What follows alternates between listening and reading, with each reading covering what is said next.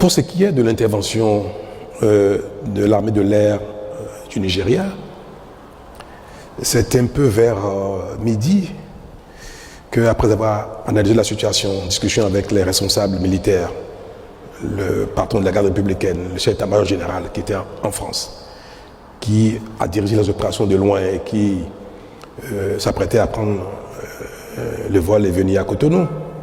C'est après avoir échangé avec eux que nous avons décidé de faire appel à une frappe, à un pays susceptible de nous aider à faire une frappe chirurgicale. Parce qu'ils se sont retranchés à Togbin avec des armes lourdes, avec des blindés. On avait neutralisé un des blindés devant la télévision nationale, mais ils sont retournés dans la caserne avec des blindés. Vous savez, dos au mur,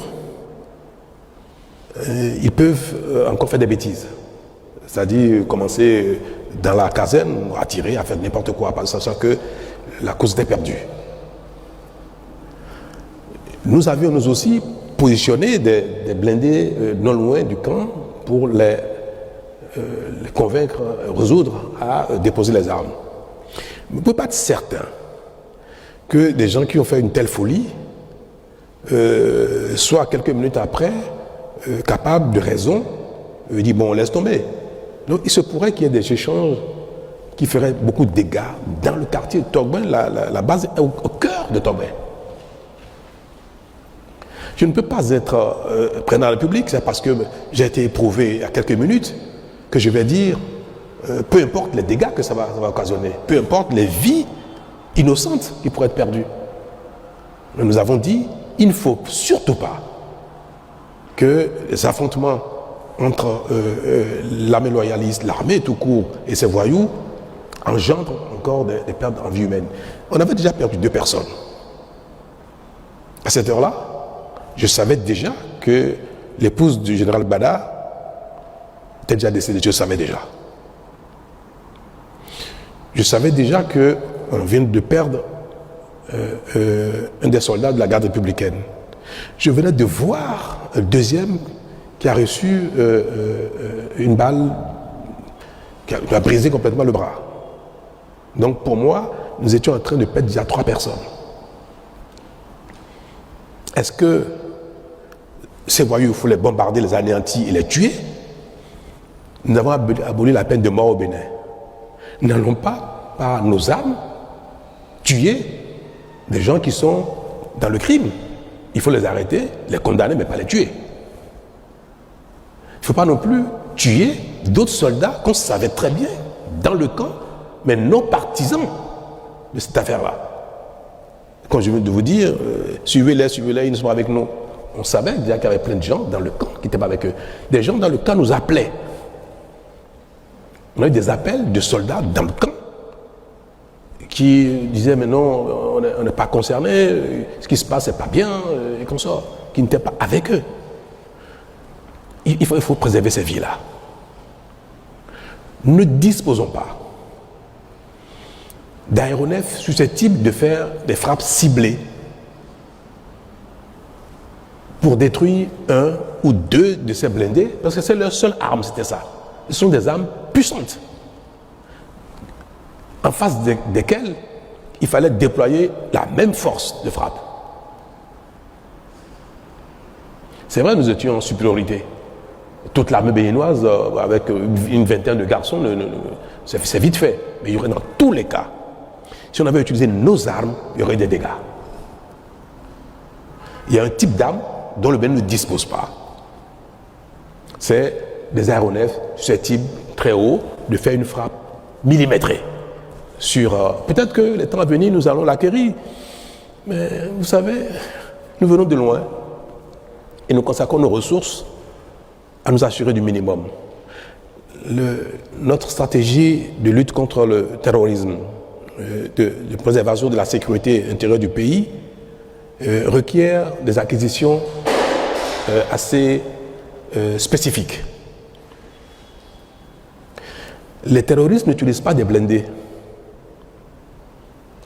Nous ne pensons pas que le Bénin irait un jour en guerre contre les pays voisins. Si on a beaucoup d'argent, on achèterait tout et n'importe quoi. On n'a pas beaucoup d'argent.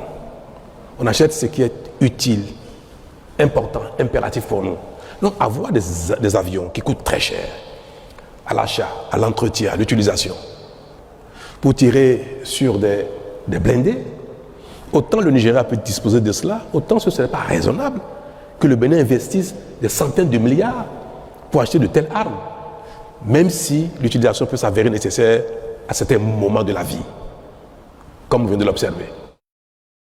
Pour préserver Togben, le quartier et les vies humaines, il fallait faire appel à une telle arme pour neutraliser un ou deux blindés de tête afin qu'ils comprennent qu'ils sont totalement nus et qu'ils se rendent. Donc vers midi, nous avons décidé de solliciter le Nigeria. Nous savions, le commandement militaire béninois savait que nos amis nigérians disposaient de tel équipement. On leur a fait appel via la CEDEAO, via le président Tinubu lui-même en personne, et nous avons opéré les formalités nécessaires dans la journée pour que ce soit une intervention qui se fasse dans le cadre de la CEDEAO, normée, bien précis, et nous avons dit dans quel cadre nous voulons le faire, et nous avons rassuré les Nigérians que cela éviterait beaucoup de pertes en vie humaine. Le président Tinubu a été rassuré de cela. Parce que il ne faut pas, pour neutraliser une dizaine de gars, vingtaine, tuer des centaines d'autres. Donc c'est exclusivement à cet effet que nous avons sollicité les appareils qui sont venus opérer. Ils ont fait 2 frappes. Ça suffit pour que ce qu'on espérait s'est bien passé. C'est la débandade. Donc nous avons eu raison d'avoir fait ce choix-là. Le président du Nigeria a souhaité envoyer une troupe terrestre. Vous savez, quand vous êtes éprouvé, il est de bon ton de ne pas refuser l'aide, même si vous n'en avez pas besoin. Les règles de courtoisie requièrent cela. Vous êtes éprouvé, on vous dit, on va vous aider. On envoie des hommes. Même si vous n'avez pas besoin de ça, vous dites merci. Donc on a reçu les troupes terrestres qui sont arrivées vers minuit, 1h du matin, alors qu'on n'a pas besoin de ça. J'étais déjà passé à la télé moi-même, dire que les Béninois pouvaient vaquer à leur occupation le soir même. Pourtant, l'armée nigériane est venue par voie de terre à minuit. Nous avons installé, ça montre que la coopération fonctionne bien une fois de plus. Tout cela montre bien que on peut toujours compter sur la coopération internationale si il y a besoin.